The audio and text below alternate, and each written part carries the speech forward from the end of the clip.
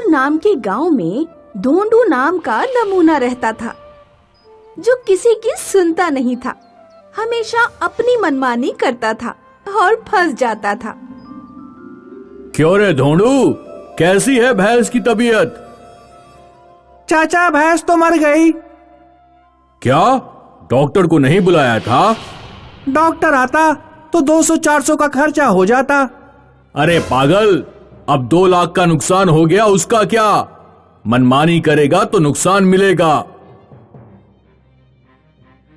गर्मियां शुरू होने वाली थीं। ढोंडू ने वाटरमेलन की खेती करनी चाहिए। बाजार से बीज लेकर आया और खेत बो दिए। कंपोस्ट और सिंचाई का भी अच्छे से ख्याल रखा और कुछ दिनों बाद खेत में वाटरमेलन की बेल फैलने लगी। ऐसे ही कुछ दिन बीत गए। ढोंडू खेत आया तो उसने देखा एक भी बेल को फल नहीं लगा था। ये देखकर ढोंडू परेशान हो गया। बीज ही नकली था, एक भी फल नहीं आया। अब तो सारे बेल उखाड़ फेंकने होंगे। ऐसा कहकर ढोंडू सारी बेल उखाड़कर फेंकने लगा। एक आखिरी बेल बची थी। ढोंडू उसे भी उखाड़ने वाला था कि उसकी नजर बेल पर लटके एक छोटे वाटरमेलन पर पड़ी। ये बेल रहने देता हूँ, फल बड़ा हो जाएगा तो खाने के काम आएगा। ऐसा कहकर ढोंडू घर चला आया। कुछ दिन बीत गए। बेल पर लटका वाटरमेलन बड़ा होने लगा, रोज रोज बढ़ने लगा, हद से ज्यादा बढ़ने लगा और बढ़ते बढ़ते पहाड़ जैसा बड़ा हो गया। ढोंडू खेत आया तो वाटरमेलन को देखकर उसकी आंखें फटी रह गईं। उसकी खुशी आसमान छू गई। वाटरमेलन पर चढ़कर ढोंडू नाचने लगा और चिल्लाने लगा। ढोंडू की आवाज सुनकर सारा गांव उसके खेत पहुंचा और वाटरमेलन को देखकर चकित हो गया। ये वाटरमेलन है या पहाड़? ऐसा वाटरमेलन जिंदगी में पहले कभी नहीं देखा। फिर क्या था, अड़ोस पड़ोस के गांव में भी बात फैल गई और कुछ व्यापारी वाटरमेलन की बोली लगाने ढोंडू के खेत पहुंचे। बोली लगने लगी और आंकड़ा 2 लाख पर आकर रुक गया। 2 लाख देता हूँ, बेचोगे? पागल हो गए हो क्या? साइज देखी है? साइज ही तो दिक्कत है, काटना पड़ेगा, फिर बेचना पड़ेगा, नहीं बिका तो स्टोर करना पड़ेगा। हमारे भी तो खर्चे बढ़ेंगे। 2 लाख में डन कर दो। फिर भी ढोंडू नहीं माना और व्यापारी चले गए। एक दिन ढोंडू अपने दोस्त के वाटरमेलन शॉप पर परेशान बैठा था। उसका दोस्त कस्टमर को वाटरमेलन बेच रहा था। क्यों रे, लाल तो है ना अंदर से? अरे मुझे क्या पता, मैंने क्या अंदर घुसकर देखा है?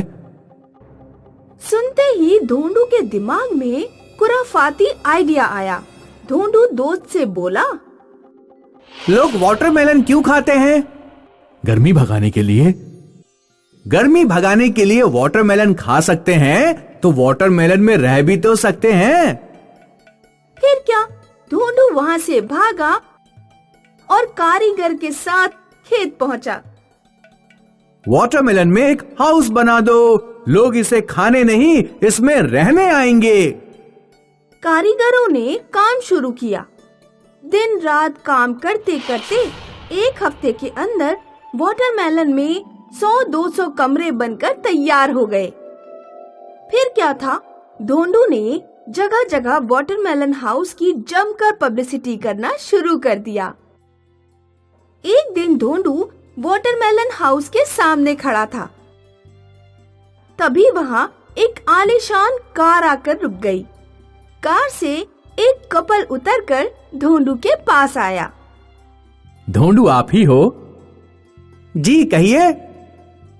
हमारी नई नई शादी हुई है, हम अपना हनीमून कुल्लू मनाली नहीं, आपके वाटरमेलन हाउस में मनाना चाहते हैं। एक दिन का कितना चार्ज लगेगा? 2 लाख। फिर क्या था, कपल ने 2 लाख दिए और दोनों वाटरमेलन हाउस में आकर हनीमून मनाने लगे। फिर धोंडू ने वाटरमेलन हाउस में एक रेस्टोरेंट भी खोला और उसका मुनाफा बढ़ने लगा। बड़े बड़े एक्ट्रेस, क्रिकेटर्स, नेता लोग और फॉरेनर्स हनीमून मनाने वाटरमेलन हाउस आने लगे और धोंडू अरबपति बन गया। एक दिन एक म्यूजियम के कुछ लोग धोंडू के पास आए और बोले, हम ये वाटरमेलन हाउस म्यूजियम में रखेंगे, बोलो क्या कीमत चाहते हो? मैं बेचना नहीं चाहता। बेच दो, वैसे भी बरसात में यहाँ कोई नहीं आएगा और ये पड़ा पड़ा सड़ जाएगा। हम तकनीक से इसे हजारों साल संभाल कर रखेंगे।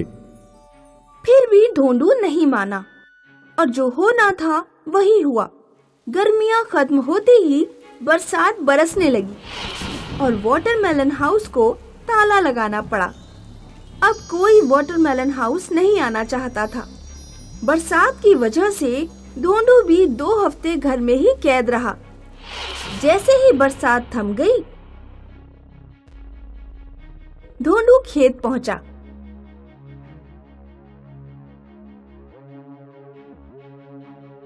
पहुंचकर उसने देखा वाटरमेलन हाउस जमीन पर गिर चुका था। भयानक बदबू आ रही थी। ये देखकर धोंडू छाती पीट पीट कर रोने लगा। हे भगवान, ये क्या हो गया? हे भगवान, ये क्या हो गया? मैं बर्बाद हो गया। म्यूजियम वालों की बात मानता तो पैसे भी मिलते और प्रतिष्ठा भी। अब तो सब खत्म हो गया। धोंडू जोर। इस प्रकार धोंडू की मनमानी उसकी बर्बादी का कारण बन गई।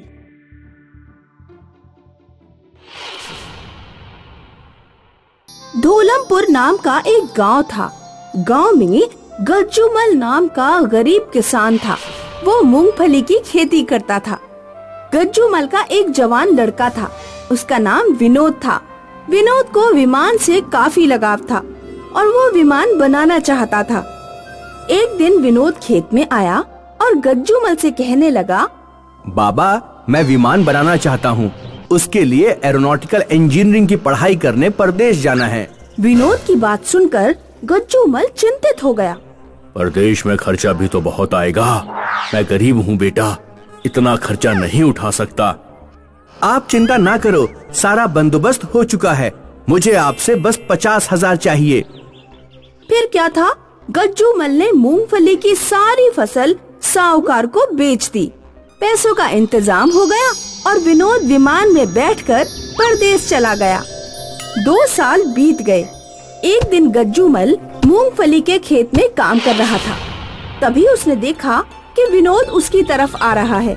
विनोद को देखकर गज्जूमल भावुक हो गया और विनोद से लिपट गया।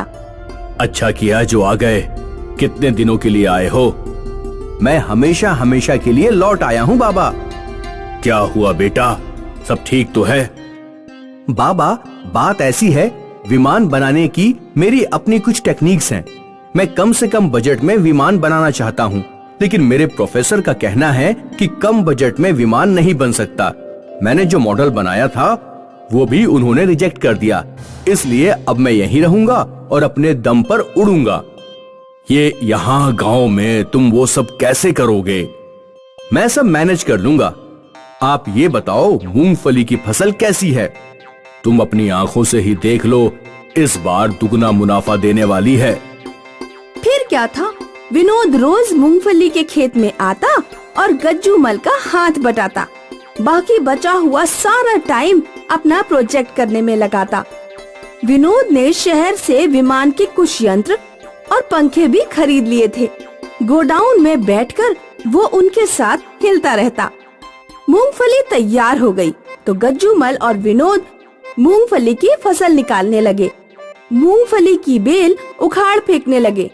अचानक गज्जूमल के हाथ में एक ऐसी बेल आई जो उससे उखड़ ही नहीं रही थी।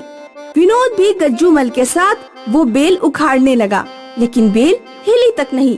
ये देखकर दोनों हैरान रह गए। लगता है बहुत बड़ी मूंगफली है नीचे, औजारों से निकालनी होगी।